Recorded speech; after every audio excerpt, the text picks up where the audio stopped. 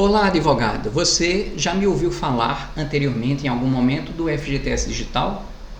Você já ouviu falar do FGTS Digital?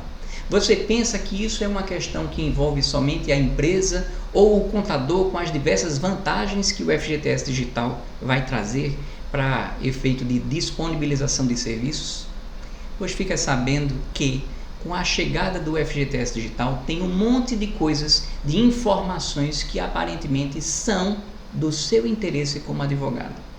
É muito importante que você saiba de questões que envolvem a mudança da data de vencimento do FGTS mensal, que em algum momento vai se harmonizar com coisas que envolvem, inclusive, por exemplo, o parcelamento. Existem mudanças dessas questões do vencimento que repercutem, inclusive, na questão da obtenção da certidão de regularidade de FGTS. É muito importante que você saiba a respeito disso. A solicitação de bloqueio e estorno, se eu estivesse falando para um contador, eu falaria de todas as facilidades que estão vindo com o FGTS Digital a respeito da solicitação de estorno.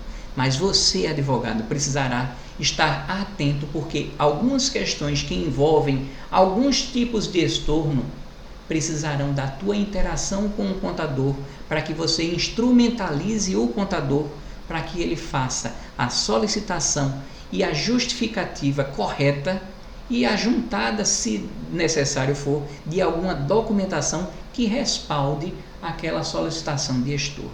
Essa interação entre vocês precisará melhorar bastante, especialmente com a chegada do FGTS Digital.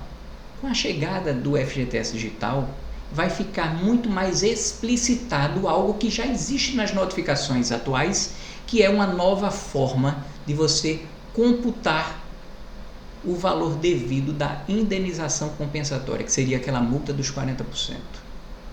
Cuidado, porque se você não entender isso, corre o risco de chegar o contador para você e dizer: olha, doutor, aqui está o comprovante de que nós nos utilizamos do saldo que veio da Caixa. Só que o saldo que veio da Caixa, em alguns casos, poderá vir a menor por conta de um monte de situações que não vale a pena citar aqui, mas em alguns casos, quem deu causa àquele erro que veio do saldo da conta vinculada da Caixa pode ter sido o próprio empregador, por conta de algumas questões que não vale a pena a gente falar aqui. Qual é a moral da história? Se você não entender qual é a forma da indenização compensatória ser calculada tanto nas notificações como no FGTS Digital, e vai surgir para você essa questão do histórico de remunerações, você vai ser levado a usar um documento que não vai ter muita serventia na tua defesa do teu cliente. Na verdade, você precisaria verificar um monte de outras coisas, mas não aquilo. Aquilo não seria uma prova de que aquele saldo inconteste seria o valor sobre o qual deveria se aplicar o percentual. Você sai dali com aquela confiança de que vai dar certo. De repente você chega à conclusão que não deu certo, porque você não absorveu esse nível de conhecimento. Então, essas questões que envolvem o cumprimento de obrigações acessórias, no caso de um histórico de remunerações não conter todas as informações, vai fazer com que isso impacte na concessão da CRF, por exemplo.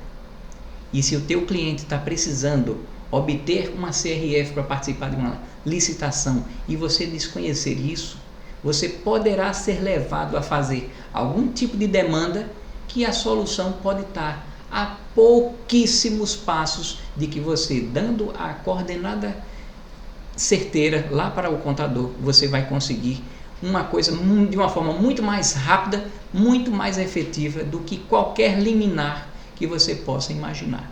Em alguns casos vai ser desse jeito.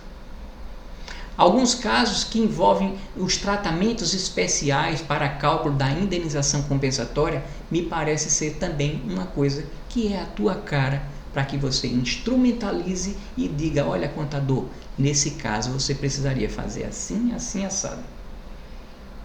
Para que você diga ao contador: olha, faça desse jeito, porque nós já temos o entendimento e o respaldo jurisprudencial ou de uma decisão que faça com que seja inibido a cobrança nesse sentido. Você vai ter condição de orientá-lo muito melhor se você entender a respeito disso. Está interessado na informação? Se você estiver interessado nessa informação, clica nesse link que está embaixo.